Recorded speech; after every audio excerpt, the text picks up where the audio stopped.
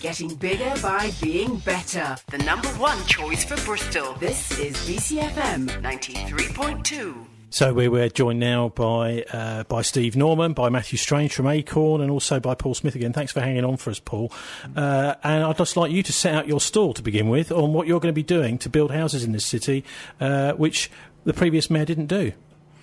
Well, what we're doing is using our land to produce new housing and to lever in and to ensure that we get affordable housing. The private sector isn't delivering on affordable housing. In fact, most of the private sector is finding every excuse not to build affordable housing. So it's about getting our land out there, but not by selling it, by holding on to it until housing is built, rather than passing it over. I passed the Speedwell swimming pool site, which I think was sold 8 or 9 years ago by the council for flats, and I think I've said on this programme before, selling land to build houses on, all that allows people to do is to speculate in the land market rather than forcing them to build housing. Well, you do wonder if some of these people aren't really just land speculators rather than developers. Anyway, Steve Norman from Avonmouth, what do you think needs to be done here? I think that Paul and the mayor have got the right ideal. I think the problem they got is, one, within the structure of the council, the officers are resistant to change. 2, I think that there needs to be more community involvement. Well, when you say that, what do you mean exactly? People getting out, building things, getting bricks and building houses themselves? What do you mean? I'm not necessarily building, but I think there are enough trades within the community that can open up houses that are, that are currently not in use because the system is slow in reopening. Paul, can I ask you, how many houses have you got that are empty and properties, buildings that are derelict or disused? Far too many. At the moment, there are almost 500 empty council properties. Now, you would expect a landlord the size of Bristol, there should be about 250, maybe 300 tops. But there are far too many of those empty. There's also empty school houses, empty park houses. And, one of our priorities this year is to get those opened up, because opening up existing buildings has the same effect as building new ones. But, of course, it means that you're not using up land. But I have also released land for 1,800 units so far. Well, yeah, but you've been in for 5 months. I know. I haven't finished them all off yet. That's well, terrible. I mean, how you got started? Have you actually got started? Yes. In what way? Give us some examples. Well, we've put 3 sites out to housing associations, one in Lawrence Weston, one in Coombe Dingle, one in Knoll. We've got 1 site in South Bristol where we're going to be building new council housing. We've obviously got the Hengrove Park, which has attracted a lot of attention. We've passed Astry Close in Lawrence Weston over to Ambition Lawrence Weston. We're working with the Southmead Development Trust firstly on making sure Dunmail happens, the school site there, but also looking at their proposals built up with the community for Glencoyne Square. So we've got lots of sites at the moment which we're putting out there and getting ready to build. Obviously, they've got to go through the planning process. But hang on a minute, that shouldn't be too difficult. You're going to give them planning permission, aren't you? I can't give them planning permission. I'm a developer. Well, the council can. They still have to go through. I mean, they still have to go through the same planning process that anybody else does. OK, Matthew Strange, tell us a bit about Acorn. What exactly is it? Because I think you represent, to quite a large extent, one of the, I suppose, people who are at the sharp end of this. That is private renting tenants quite a lot, don't you? Yeah, I mean, well, Acorn began 2 years ago in Easton with 100 volunteers and essentially started building a tenants' union to defend the rights of tenants. There's some unscrupulous practices going on by landlords, by letting agents, really high fees, properties being left in a state of disrepair. And so one of the games I've come across is this whole business of, well, you complain to your landlord that you've got rising damp or you've got a broken window or that your boiler isn't working, and they say, oh, right, fair enough, we're going to evict you now. Yeah, absolutely. And some landlords, I say some, will use any excuse to get another tenant in that will pay that £50 more, that £100 more.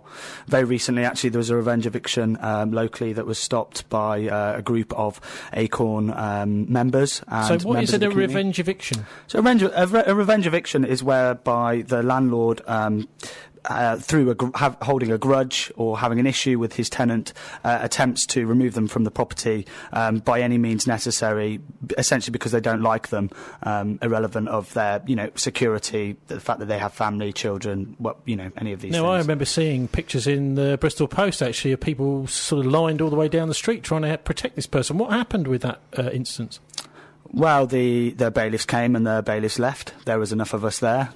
True solidarity. It worked. It was effective. The media coverage was good. It got into even the Daily Mail. There was a bit of misreporting from the landlord. But other than that, I think it was quite effective. So, I mean, as an organisation, what are you actually able to achieve for people who just feel that they're paying far too much for what they're getting as a private tenant? Well, it's pretty difficult. It's a really complex situation. Not all landlords are greedy. In fact, most of them probably aren't. There's other things that are happening, interest rates, mortgage rates, a propensity or an urge to use property and land instead of pensions. So there's massive land banking going on. And this is, a question to Paul, I'd say as well, is it doesn't matter how many affordable homes we build. How do we stop speculators buying them to then let them to the highest bidder? That is an issue of the market. That is not anything that can be solved locally by Bristol City Council. I do commend the efforts of the new establishment to get things going and getting houses built, but I think there are some deeper issues that are related to the market. Do you want to just take one on? Yeah, well, what we're doing is keeping ownership of the land, because a lot of the speculation comes through the land ownership, and also working with community-based organisations like Southmead Development Trust, like Ambition Lawrence Weston, like the Redcliffe Forum, like the Noel West Media Centre, then other organisations that are coming forward, that the properties are owned collectively rather than individually. Now, obviously, we can't do that with housing that's built for sale, but with the affordable housing that we're building, we can maintain the ownership of the land after the housing is built. You satisfied with that, Matthew? Not entirely. I mean, what's it doesn't solve the whole problem. No. And what is the definition of affordable? I mean, if we just take minimum wage, we had a bit of council tax on top, we had a bit of other duty and a few other things, and really... We just put the two letters U and N in front of it, and you've got it. Yeah. Because it isn't affordable at all. No, it's unaffordable. Yeah. Well, obviously, there are some people who use the word affordable in the non-technical term, and unfortunately it's not a common sense word, but in terms of affordable, in terms of what we're looking at, it's affordable rent, which is either social rent through the council, the housing association, or some sort of community trust. And so those rents do tend to be affordable. The average council rent is £82 a week. Housing associations probably about £20 or £30 higher, and the definition is supposed to mean housing affordable to people on low incomes and benefits, and the test is, can they afford to move from full housing benefit into work without being in a financial crisis? Well, one of the things that Steve was pointing out earlier, Paul, was that we've got a lot of people on very low incomes, or some of them either unemployed or whatever, that have got the skills to actually do places up and build them. I mean, you've got all these empty properties. Why aren't you doing something to bring people in who got the time and got the skills to do them up? Well, we've been doing that through Bristol Together, which works mainly with ex-offenders to do up the properties that we've brought so far out of our empty property group, which previously were being auctioned off. We've been working with Bristol Together. They've been bringing in ex-offenders. They've been training them or skilling them up to take those properties on. So have you got to go and commit an offence and get called a criminal before you can get on that scheme? Well, you have no, but I think there is an opportunity to have other schemes, maybe targeted at young people, maybe people in colleges, to do more of that work and expand. Because obviously there's a limit to how much that organisation can do.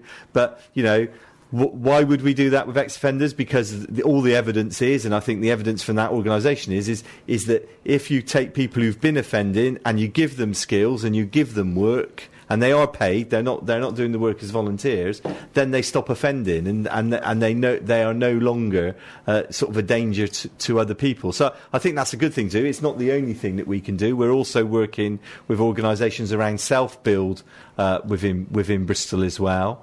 And yes, if we can use galvanise more of the skills of the people of Bristol, the council not trying to do stuff but facilitate stuff, then that's all to the good. I know one of your beefs, Steve, is that there's quite a lot of money is spent on things like hostels, maybe possibly even too much, and that a lot of the accommodation that people are being put in when they present themselves as homeless to the council is just not up to scratch. Well, yeah. I mean, what was allowed to happen in Bristol was one particular company were able to get control of the hostel system, and this is not fit. They're flea pits.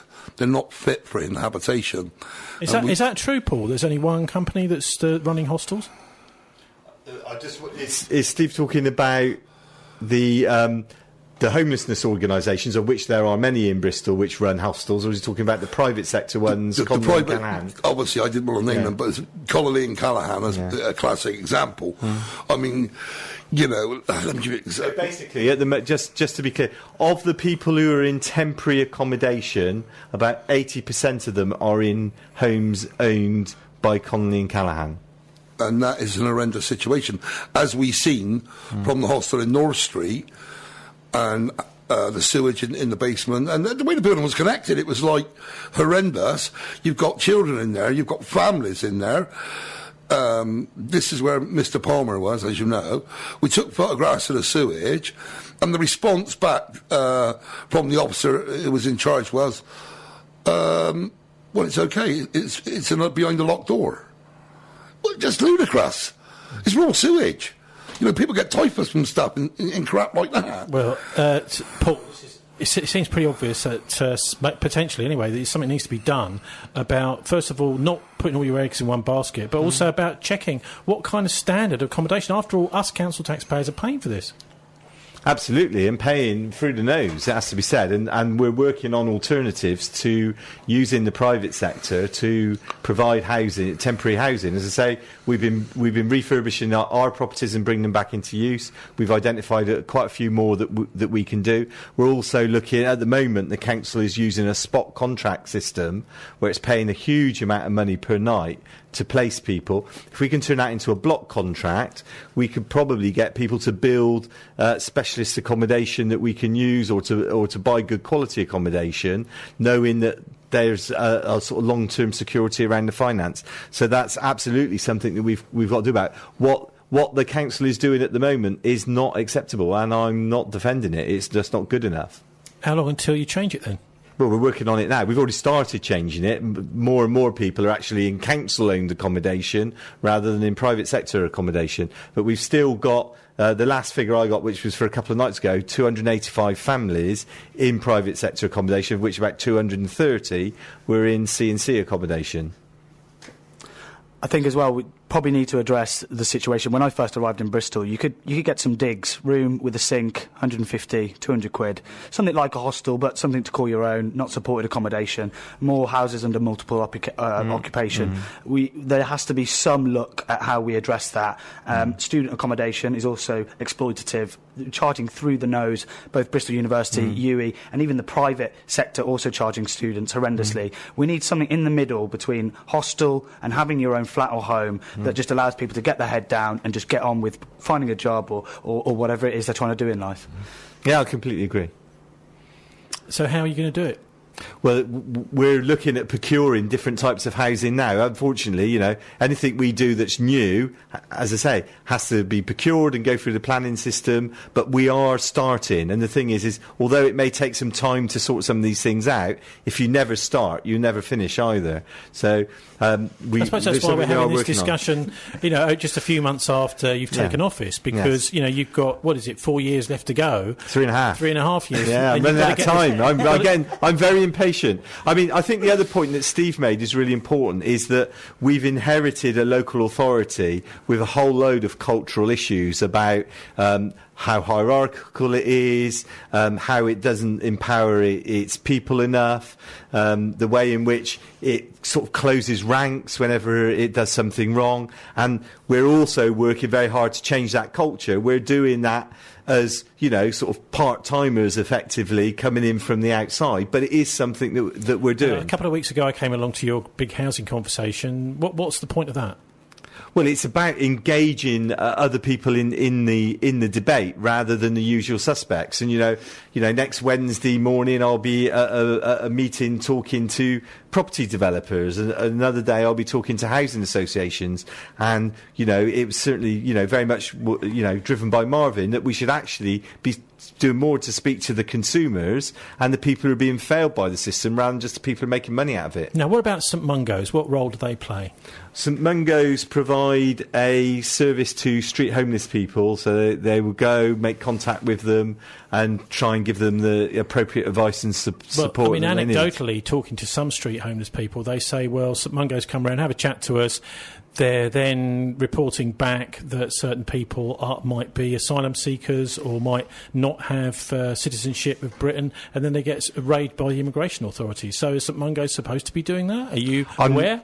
I'm not aware of. I mean, it's been said to me tonight that some. I mean, I'm not aware if there's any use of St Mungos to police the homeless in that way. I don't think they're necessarily policing; they're just informing on who's out there. So, which is effectively policing. This is a sort of intelligence gathering operation, it seems, as well as there to help the homeless. So, why are we funding this? We're funding them to support the homeless people, make sure that they've got proper advice and proper support. What about the issue of tents? Because this is another thing we've come across. There's a kind of cross, as it crosses over from the Ferguson administration to the Marvin administration. I'm interested to see, I mean, are you going to be confiscating people's tents, evicting people who are in a tent because they've got nowhere to live? Well, I mean, my view is that we shouldn't take from people their property. And if their property is theft. Yeah. So if their property is a tent, then we shouldn't be taking it from them. Obviously, the best place to live in Bristol is not in a tent. So what we should be doing is finding alternatives that are acceptable to those people, which are more permanent and within doors. So it's quite a tricky situation. Our parks are not supposed to be places where people are living, but they will be if you fail to house people. Yeah, and that's the problem we've got, isn't it? Is that we are in some respects failing to house people. There are also some people who actually, as a council, we haven't got a duty to house, but we've still got a duty to support them. And we've got to find what can we do within the resources that are available to the authority. Earlier on, we were talking about the people who desperately need home care that we're not providing service to. We can only put up our hand up and say, yes, we're not, because we haven't got the resources. And what we've got, increasingly government gives us more and more responsibility and less money and expects us to square the circle, and it's not possible. What about this crisis report? We reported on this show earlier this year about it. It was saying that in Wales there exists a duty to house people, including street homeless people. I think is it something like 40 days or something. You've got to get them somewhere permanent to live. And the estimate is that would cost £44 million. This is nationally to implement this scheme. And they're also saying, crisis, they've got an expert panel working on this over last winter, that it would actually save £46 million because it was all that money which is spent on helping the street homeless. So why aren't we already doing that, Paul? Well, actually, it is the approach we're trying to take in Bristol. I mean, it's often seen that, we do these counts. There's 100 people roughly at any one time sleeping rough in Bristol. They're not the same 100 people that were there a month ago very often, because people are moving through the systems that we've got. They're coming into the night shelters, they may be going into the hostels, they may be going into the guardianship schemes that we're setting up in ex-office blocks, they may be getting into permanent housing, and then more people are coming through. And there is actually a private members bill going through Parliament at the moment to have that duty within England, which we are supporting. Private members' bills never make it. It's got, actually, as I understand it, this one's got government support. Wow. And we are supporting it too.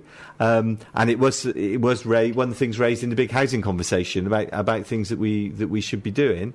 And as I mentioned earlier on your show, we're also working through the City Office to make more accommodation available to allow people to come off of the streets, particularly in the winter. Now, Matthew's just passed a little note to me here suggesting, why don't you designate an area for people who are in tents, just as you do with travellers? Because ultimately we don't want people to be in tents. We want people to be indoors.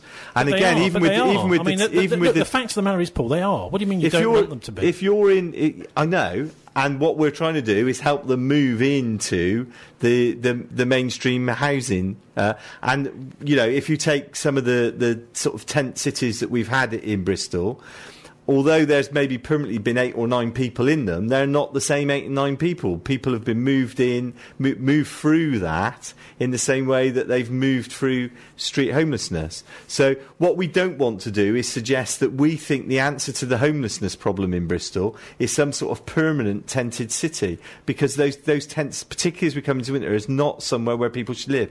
What we've got to try and do is solve the housing problem. Some of those people, for example, have been banned from hostels. They've got nowhere else to go but in a tent. Well, I'm not sure that those people have been banned from all the hostels that there are. And again, that's a failure of the support services if they've been banned. OK, well, look, we're coming up near 2:07 now, so I just want to have a final go-round with Steve. If you were sitting in Paul's shoes and Marvin's shoes, what would you like to see most?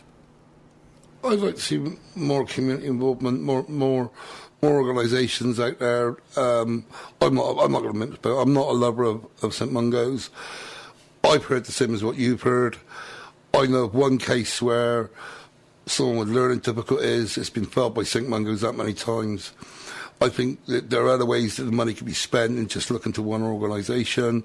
Paul, how much does St Mungos get paid to look after one person? Do you know roughly per night? I couldn't give you that figure off the top of my head, and I wouldn't want to make it up. I think their contract across the year is about £1 million. Okay. Tony, I want to pick up on Connolly and Callaghan as well. You know, let's be fair, these people have got, what Paul said, 80% hold on the hostel situation. But there's something else that people don't know. Connolly and Callaghan applied for planning permission to build the new eco homes at Irving Way in Avonmouth. Now, we're talking affordable housing. These houses are going at £250,000 a piece in Avonmouth. Show me a person in Avonmouth that's going to be able to get a mortgage on one of those houses. It's the old word affordable again, isn't it? Matthew, you know, if you were in the... planning permission turned down for that site. OK, they haven't got planning permission. Matthew, if you were in the top job, what couple of changes would you like to see? I would maybe go down the route of, say, like what we've tried to do with Bristol Energy. I would set up an actual bank or a mutual building society, some type of construction company that doesn't really look for surplus, that employs locally, but apprenticeships in colleges, universities, young architects, and actually looks at a variety of different solutions. And therefore, that housing would be not owned by the state. It wouldn't be owned by the private sector. It would actually be owned by all of us. And I think this kind of quasi in the middle area is kind of where we need to be. Paul, back in the 1930s, there were I building... wasn't on the council then. I know you were. But do we not have lessons from there? We were building council houses like they're going out of fashion, weren't we? Yeah, yes, we were. And, I mean, Friday day, yesterday I approved the council to build 200 council houses over the next 2 years. The point After being, that, we run out of money. Listen, but we are setting up Paul, just a second. a Bristol bank that called the... Paul, the point being, we're in a very similar situation to the 30s with financial crisis. You know, surely it's the obvious thing to do. Just build council houses. Yes, of course it is. We are going to build as many as we can within the financial constraints we've got. So I've just approved the building of 200 over the next 2 years, but we're also building or supporting the building of community-owned housing as well. Council housing isn't the only option. If I could build 2,000 instead of 200, that's what I would do. Thanks very much. That is nearly the Murdoch News at 7 time now. Coming up, Arabian Nights with Mohammed Makawi, thanks to Old Labour Oxford Economist, and also Martin Summers, and also to Paul Smith. Our show page for your comments and complaints is thisweek.org.uk. I'm on Twitter at Tony Gosling. Wishing you a relaxing and enjoyable weekend. Do join us for the Politics Show at the same time next week. God bless, and don't let the banksters get you down. Live from the Sky News Centre. From the Sky News Centre at 7, footballer Ched Evans has been found not guilty of rape at a retrial. The 27-year-old ex-Wales striker served 2.5 years in jail after his original conviction, but always insisted the sex in a hotel room in 2011 was consensual. Investigative journalist Don Hale looked into the case on behalf of Evans's family and says there were huge holes in it. It was extraordinary in terms of there was no scene of crime here, there was no DNA evidence, no forensics. And even the main point was that the victim had never claimed she was raped or sexually assaulted. The parents of a baby boy who was mauled to death by a dog in Essex say it doesn't seem real. 4-month-old Archie Darby was killed in the attack at his home in Colchester, while his 22-month-old brother Daniel's in intensive care. The animal's been put down. These neighbours